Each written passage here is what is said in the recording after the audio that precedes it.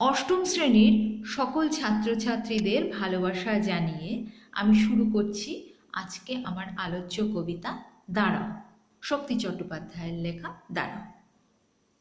এই কবিতার মূল কাব্যগ্রন্থ মানুষ বড় কাঁদছে, যেটা কিনা 1978 খ্রিস্টাব্দে শক্তি চট্টোপাধ্যায় রচনা করেছেন।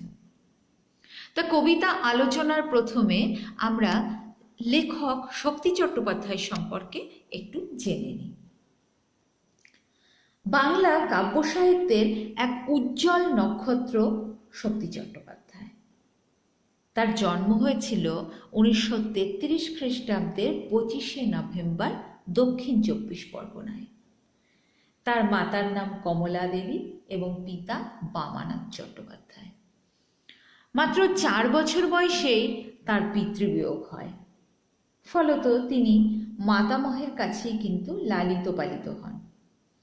1951 খ্রিস্টাব্দে তিনি সিটি কলেজের কমার্স শাখায় ভর্তি হন। পরবর্তীতে প্রেসিডেন্সি কলেজে বাংলা নিয়ে পড়াশোনা করেন। মার্ক্সবাদে বিশ্বাসী ছিলেন আধুনিক বাংলা সাহিত্যের এই বিখ্যাত কবি। 1956 খ্রিস্টাব্দে তার প্রথম কবিতা প্রকাশিত হয়।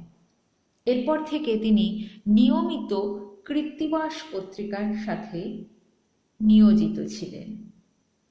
অনেক বিখ্যাত গ্রন্থ তিনি রচনা করেছেন, যেমন ধর্মেও আছি, জিরাফেও আছি, হেমন্তের অরণ্যে আমি পোস্টম্যান, সোনার মাছি খুন করেছি, ঈশ্বর থাকেন জলে, মানুষ বড় কাঁদছে, যেতে পারি কিন্তু কেন যাব, জ্বলন্ত রুমাল, পরশুরামের কুঠার।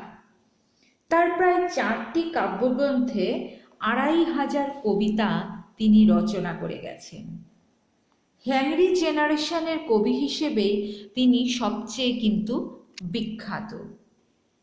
এই বিখ্যাত কবি 1995 খ্রিস্টাব্দে পরলোক গমন করেন। তো চলো আমরা এখন মূল কবিতায় চলে যাই। তা কবিতায় চলে যাওয়ার প্রথমেই আমরা দেখি কবিতার নাম রয়েছে কি দাঁড়াও। দাঁড়াও মানে থামো, একটু দাঁড়াও, কিছু বলার আছে। অর্থাৎ কেউ চলে যাচ্ছে, সে সময় তাকে একটু থামিয়ে তাকে কিছু বলার চেষ্টা। কবি কি বলার চেষ্টা করেছেন? আমরা দেখছি আধুনিক কবি শক্তি চট্টোপাধ্যায় বর্তমান সময়ে মানবতার চরম অবক্ষয়ে কিন্তু খুবই ব্যথিত। বর্তমান সময়ে মানবিকতা, সহযোগিতা, সৌহার্দ্য, সহানুভূতি, সহমর্মিতা এইগুলো যেন বিলুপ্তির পথে। কিন্তু কবি হিংসার মনোভাব ত্যাগ করে মানবতার পথে যাবার জন্য সবাইকে আহ্বান করেছেন। মানুষের প্রতি মানবতা বোধ জাগানোর কবিতাই হলো দাঁড়াও। আলোচ্য কবিতাটি 3টি স্তবকে কিন্তু বিভক্ত। তা এখানে কবি কি বলছেন, চলো আমরা কবিতার আলোচনায় পড়তে চলে যাই। প্রথমে কবিতার ফার্স্ট প্যারায় বলছেন, মানুষ বড় কাঁদছে, তুমি মানুষ হয়ে পাশে দাঁড়াও, মানুষই ফাঁদ পাচ্ছে, তুমি পাখির মতো পাশে দাঁড়াও, মানুষ বড় একলা, তুমি তাহার পাশে এসে দাঁড়াও। এখানে কবি মানুষের কাছেই কিন্তু মানুষের জন্য আহ্বান করছেন। অর্থাৎ একজন শুভবুদ্ধি সম্পন্ন মানুষই পারেন আরেকজন অসহায় মানুষকে সাহায্য করতে। কবি এখানে কিন্তু সেটাই ফুটিয়ে তুলছেন। কবি মানুষ কাঁদছে কেন, এখানে মানুষ বলতে কি বোঝানো হচ্ছে? মানুষ হচ্ছে যার বিবেক, বুদ্ধি, জ্ঞান, মান, সম্মান ইত্যাদি আছে এবং সে বিষয়ে হুঁশ আছে। অর্থাৎ মানুষ শব্দটি বিশ্লেষণ করলে আমরা পাই মানযুক্ত হুঁশ, অর্থাৎ যার মান সম্মান আছে এবং সেই মান সম্মানের প্রতি পুরোপুরি তার হুঁশ আছে, সেই হলো প্রকৃত মানুষ। এবার কবি আহ্বান করছেন বুদ্ধিযুক্ত সহায় সম্বলযুক্ত মানুষের কাছে, আবেদন করছেন অসহায় সহায় সম্বলহীন মানুষের জন্য কিছু করতে, তাদের পাশে দাঁড়াতে। এবার মানুষ কাঁদছে। কেন মানুষ কাঁদছে? কারণ তাদের জীবন থেকে হারিয়ে গেছে ভালোবাসা। বর্তমান সময়ে মানুষ ভালোবাসতে ভুলে গেছে। স্বার্থের কারণে মানুষের জীবনের ভালোবাসা আজ মূল্যহীন। তাই তারা কাঁদছে, প্রেমহীন জীবনের যন্ত্রণায় তারা কাঁদছে। কবি আজ প্রকৃত মানুষকে, অর্থাৎ মানুষকে বলছেন তুমি প্রকৃত মানুষ হও, তারপর অন্য মানুষের পাশে দাঁড়াও, বন্ধু হয়ে পাশে দাঁড়াও, তার সমব্যথী হয়ে পাশে দাঁড়াও। অর্থাৎ যাদের সব কিছু হারিয়ে গেছে, যারা দুঃখে আছে, যারা সহায় সম্বলহীন, তাদের পাশে দাঁড়াও। অর্থাৎ সমাজের সেই বুদ্ধিমান, শিক্ষিত, শুভ বুদ্ধিসম্পন্ন মানুষরাই পারবে সহায় সম্বলহীন মানুষদের পাশে দাঁড়াতে। এটাই কবির কিন্তু দৃঢ় বিশ্বাস। কেন দাঁড়াবে? কারণ মানুষই ফাঁদ পাতছে, তুমি পাখির মতো পাশে দাঁড়াও। কারণ কবি দেখিয়েছেন মানুষ ফাঁদ পাচ্ছে, অর্থাৎ একজন মানুষকে বিপদে ফেলছে কে? আরেকজন মানুষ। আমাদের হাতের 5টা আঙুল যেমন সমান হয় না, তেমনি সমাজের সমস্ত মানুষও কিন্তু সমান হয় না। অর্থাৎ একজন মানুষকে বিপদে ফেলছে কে? আরেকজন মানুষ। স্বার্থের কারণে তাকে কি করছে? বিপদে ফেলছে। অর্থাৎ মানুষই মানুষকে ফাঁদ পাচ্ছে। আজকে মানুষ বিপদগ্রস্ত হচ্ছে, মানুষ আজ যুদ্ধের সম্মুখীন হচ্ছে। কে করছে এসব? এসব মানুষই তৈরি করছে। একদল মানুষ যারা হিংস্রতার কারণে অন্য দল মানুষকে সব হারিয়ে সর্বহারার দলে পরিণত করছে। এবার মানুষের এই বিপদের কারণ হয়ে দাঁড়াচ্ছে কারা? মানুষই। একদল মানুষই তো অন্য মানুষকে বিপদে ফেলছে। এখানে বলছে ফাঁদ পাচ্ছে কে? মানুষ। ফাঁদ কি? ফাঁদ হলো এক ধরনের পাখি ধরার যন্ত্র। পাখিকে বিপদে ফেলছে সেই ফাঁদ পেতে। কিন্তু এখানে ফাঁদ হলো বিপদ, অর্থাৎ মানুষই কিন্তু বিপদে ফেলছে অন্য মানুষকে। আর এই বিপদে পড়ছে কারা? যারা সহায় সম্বলহীন গরিব মানুষ, সাধারণ সরল মানুষ, তারাই বিপদে পড়ছে। কবি বলছেন পাখির মতো এসে দাঁড়াও, অর্থাৎ উড়ে এসে মানুষের পাশে দাঁড়াও, তার পাশে সাহায্যের হাত বাড়িয়ে দাও, তাকে কাছে নাও, বিপদ মুক্ত করো, ভালোবেসে আপন করে নাও। অর্থাৎ এখানে যেহেতু পাখির প্রসঙ্গ কবি উল্লেখ করেছেন, সেজন্যই কিন্তু ফাঁদের প্রসঙ্গও এসছে। তারপরে কবি কি বলছেন 3য় লাইনে?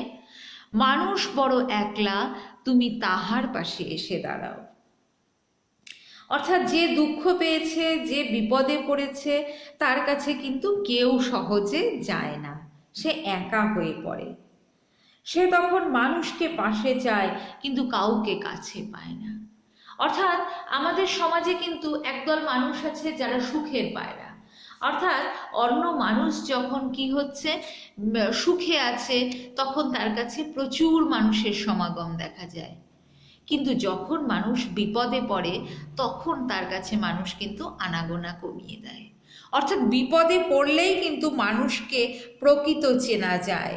হ্যাঁ, কাজেই বিপদে পড়লে মানুষ কিন্তু বন্ধু খুঁজে পায় না, সাথী খুঁজে পায় না। দুঃখের দিনে, অসহায়তার দিনে সে প্রকৃত বন্ধুকে কাছে না পেয়ে সে কিন্তু অসহায় হয়ে পড়ে। ঠিক আছে, চলো আমরা তাহলে 2য় প্যারায় চলে যাই। তোমাকে সেই সকাল থেকে তোমার মতো মনে পড়ছে, সন্ধে হলে মনে পড়ছে, রাতের বেলা মনে পড়ছে, মানুষ বড় একলা, তুমি তাহার পাশে এসে দাঁড়াও। অর্থাৎ কবি এখানে বলছেন তোমার এই সর্বনামের দ্বারা, অর্থাৎ তোমাকে, অর্থাৎ এই সর্বনামের দ্বারা কবি এখানে প্রকৃত মানুষকে আহ্বান করছেন। তাকে মানুষ প্রকৃত মানবতাবাদী, যে মানুষকে ভালোবাসবে, যে সমাজকর্মী, যে সমাজের জন্য নিজের জীবনকে উৎসর্গ করে দেবে, দেশের জন্য ঝাঁপিয়ে পড়বে, এই মানুষের প্রত্যাশা করেছেন। অর্থাৎ একজন যুগনায়কের আশার কবি স্বপ্ন দেখেছেন যে বিপদ থেকে মানুষকে মুক্ত করবে। তাই সেই যুগনায়ককে কবি সকাল, সন্ধে, রাত্রি সব সময় আহ্বান করছেন। আহ্বান করছেন কার জন্য? মানুষের জন্য। মানুষ মানুষের উপকার করলে সে সাধারণত তাকে চিরকাল মনে রাখে। এখানে কি বলছেন? তোমাকে সকাল থেকে মনে পড়ছে, তোমার মতো মনে পড়ছে। অর্থাৎ যে বিপদগ্রস্ত মানুষ, যে কাঁদছে, যে অসহায়, যে একলা, যে বিপদে পড়ে আছে, তাকে যখন কেউ সাহায্যের হাত বাড়িয়ে দেয়, তাকে সে চিরকাল মনে রাখে। সেই জন্য কবি বলেন তোমাকে সকাল থেকে মনে পড়ছে। কার মতো মনে পড়ছে? তোমার মতো মনে পড়ছে। অর্থাৎ যে প্রকৃত ভালোবাসার হাত বাড়িয়ে দেয়, যে প্রকৃত বন্ধু, তাকে ঠিক তার মতো করেই মনে পড়ছে। সূর্যোদয় থেকে শুরু করে সারা দিন, সন্ধে, রাত, সব সময় উপকারের কথা তার মনে পড়ছে, সাহায্যের কথা মনে পড়ছে, অসহায় একলা মানুষটি সারা দিন সে মনে পড়ছে, কারণ সে উপকার মনে রেখেছে। অর্থাৎ মানুষ নানা কারণে যখন সমাজ থেকে বিচ্ছিন্ন হয়ে পড়েছে, একা হয়ে পড়েছে, তাকে ভালোবাসার জন্য এগিয়ে আসবে এক প্রকৃত যুগনায়ক। তাকে সঙ্গ দেবে, তার পাশে দাঁড়াবে, তাকে আপন করে নেবে। তৃতীয় প্যারা, এসে দাঁড়াও, ভেসে দাঁড়াও এবং ভালোবেসে দাঁড়াও। মানুষ বড় কাঁদছে, তুমি মানুষ হয়ে পাশে দাঁড়াও। মানুষ বড় একলা, তুমি তাহার পাশে এসে দাঁড়াও। কবি এখানে মানুষের, এই সমাজের বুকে মানুষের কাছে ভালোবাসার প্রতিষ্ঠা করতে চেয়েছেন। স্বার্থহীন ভালোবাসা সব মানুষের কাছে পৌঁছে দিতে চেয়েছেন। তাহলেই তো সব কষ্ট ঘুচে যাবে। মানবপ্রেম বুকে নিয়ে মানুষ মানুষের পাশে দাঁড়াবে। এখানে কবি কি বলছেন? এসে দাঁড়াও। অর্থাৎ মানুষের কাছে তুমি উপস্থিত হও, অসহায় মানুষের একদম কাছে, তার প্রতি সহানুভূতিশীল হয়ে তার পাশে এসে দাঁড়াও। মায়া, মমতা, ভালোবাসার মধ্যে দিয়ে তার প্রতি সমব্যথী হয়ে তাকে আপন করে নাও। তারপর কবি বলছেন ভেসে দাঁড়াও, অর্থাৎ ভাসমান অবস্থায় এসে দাঁড়াও, তাকে ভালোবাসায় ভাসিয়ে দাও, ভালোবেসে তোমার বুকে স্থান দাও।